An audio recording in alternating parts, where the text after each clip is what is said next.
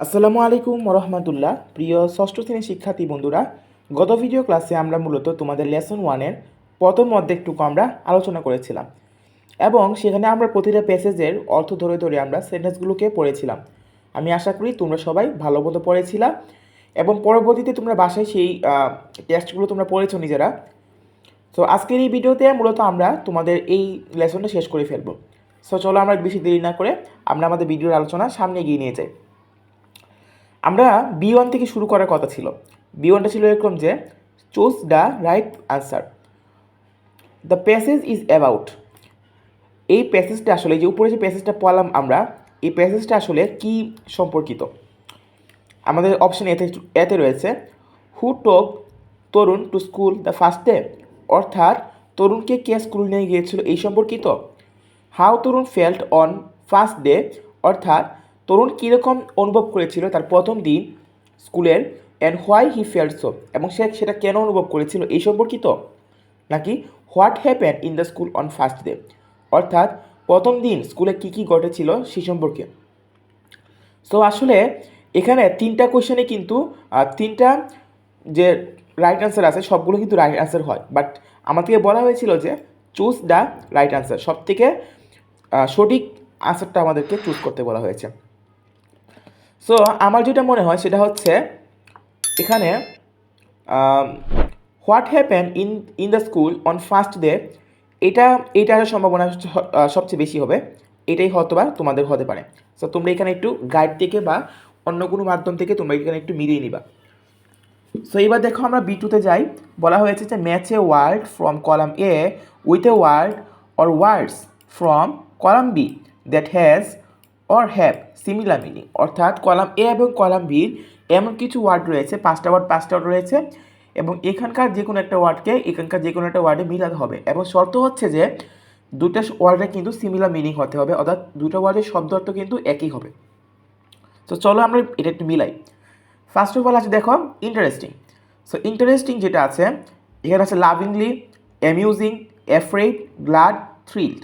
Interesting মানে কি আমরা বলেছিলাম বলো তো, মানে খুব আকর্ষণীয় বিষয়। সো অ্যামিউজিং অর্থ কিন্তু আকর্ষণীয় বিষয়, তাহলে আমাদের এখানে ইন্টারেস্টিং সাথে আসতেছে মূলত এই যে অ্যামিউজিং, ঠিক আছে। আর এই যে ফ্রিটেন্ড মানে কি? ফ্রিটেন্ড মানে হচ্ছে আতঙ্কগ্রস্ত বা ভয় পাওয়া আর কি। সো ফ্রিটেন্ডের সাথে বসবে হচ্ছে অ্যাফ্রেড। ফ্রিটেন্ড অর্থ ভয় পাওয়া বা আতঙ্কগ্রস্ত, অ্যাফ্রেড অর্থ হচ্ছে আতঙ্কগ্রস্ত, ঠিক আছে, এটার সাথে এটা মিলবে।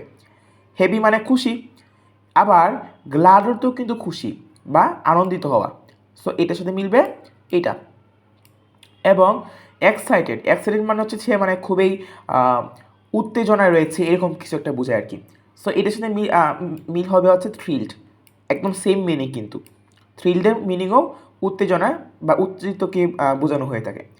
তারপর হচ্ছে ওয়ার্মলির সাথে মিলবে হচ্ছে লাভিংলি, ঠিক আছে। সো এবার চলো আমরা আমাদের বি3তে চলে যাই। বি3টা বলা হয়েছে যে talk about your first day in school and how you felt, happy, frightened, thrilled or shy. Work in groups বলা হয়েছে যে আমাদেরকে বলতে হবে আমরা স্কুলের প্রথম দিনে কীরকম অনুভব করেছিলাম।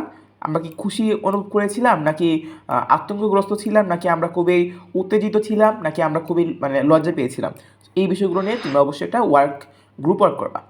সো বিফোরে দেখো তোমাদের রয়েছে write a paragraph on how you felt on your first day at school and why you felt so. So এটা চলো আমরা একটু দেখে নিই।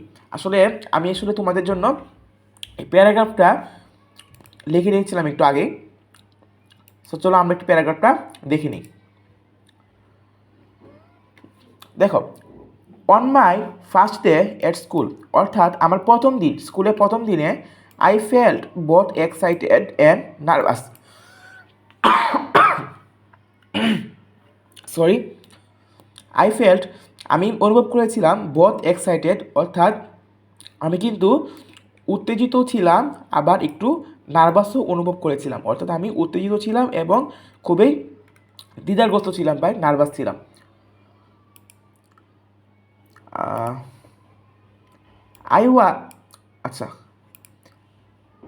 আই ওয়াজ থ্রিল্ড, আমি খুবই উত্তেজিত ছিলাম টু মিট নিউ ফ্রেন্ডস, আমার নতুন বন্ধুদের সাথে দেখা করার জন্য।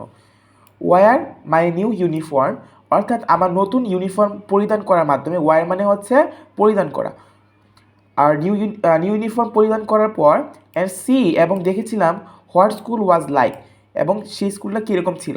But age I walked in, যখন আমি স্কুলের মধ্য দিয়ে হাঁটছিলাম, আই ফেল্ট শাই, আমি কিন্তু লজ্জা পেয়েছিলাম, অ্যান্ড এ লিটল স্কেয়ার্ড, আমি কিন্তু একটু ভয়ও পেয়েছিলাম, with so many new faces around me, কারণ আমি আমার আশেপাশে অনেক রকমের নতুন নতুন মানুষের চেহারা দেখতে পাচ্ছিলাম, যাদেরকে আমি আসলে আগে চিনতাম না, যারা আমার আশেপাশে ছিল।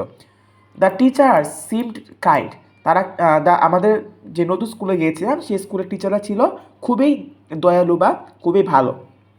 But I worried about following the rules, আমি খুবই চিন্তিত ছিলাম যে স্কুলের যে রুলসগুলো রয়েছে বা নিয়মগুলো রয়েছে সেই নিয়মগুলো আমি পালন করতে পারবো কি না, and if I would fit in, এবং এটার সাথে আমি খাপ খাওয়াতে পারবো কি না।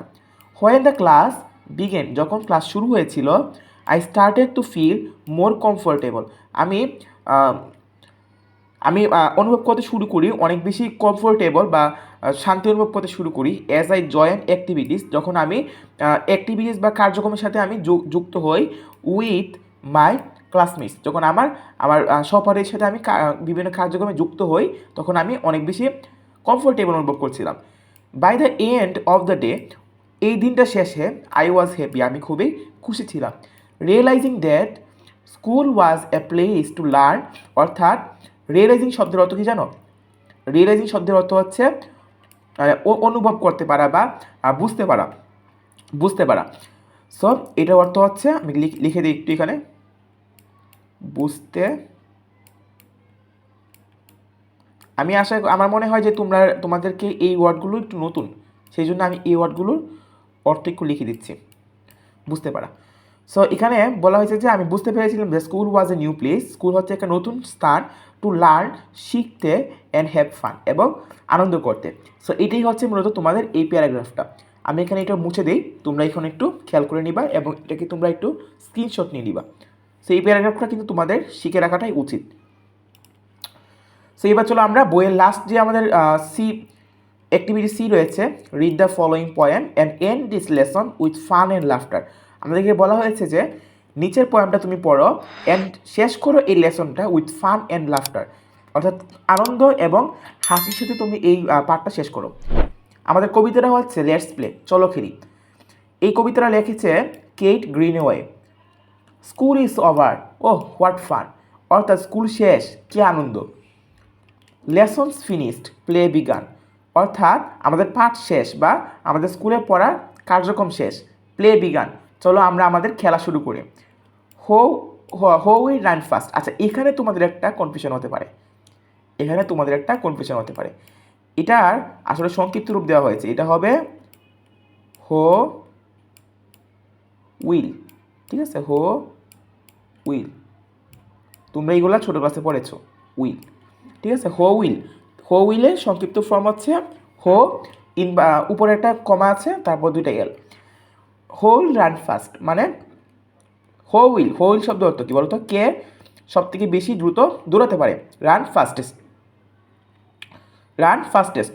ফাস্টেস্টটা কিন্তু এখানে আরেকটা জিনিস তোমাদেরকে বলবো, সেটা আমি লেসন শেষে সময় থাকে তাহলে বলবো। ইউ অর আই, তুমি অথবা আমি। হো উইল লাভ লাউডেস্ট, কে সব থেকে উচ্চ সুরে হাসতে পারে, লেটস আস ট্রাই। লাউডেস্ট মানে কি? সব থেকে উচ্চ সুরে, ঠিক আছে। সো এখানে তোমরা একটা জিনিস খেয়াল করো, এই দুটো ওয়ার্ডের ক্ষেত্রে আমরা জানি ফাস্ট মানে হচ্ছে দ্রুত, এবং লাউড মানে হচ্ছে উচ্চ সুরে। তাহলে এখানে ফাস্টেস্ট আর লাউডেস্ট কেন ইউজ করা হয়েছে? এটাকে আসলে ডিগ্রি নিয়ম বলা হয়। ফাস্টেস্ট মানে হচ্ছে সর্বোচ্চ, অর্থাৎ এই মনে করো তোমাদের স্কুলের স্টুডেন্ট আছো 100 জন, তাদের মধ্যে কে সবচেয়ে দ্রুত দৌড়াতে পারবা। লাউডেস্ট মানে হচ্ছে তোমাদের স্কুলের স্টুডেন্ট আছো তোমরা 100 জন, তার মধ্যে কে সবচেয়ে উচ্চ সুরে হাসতে পারো। সো এইটাই মূলত এখানে বোঝানো হয়েছে।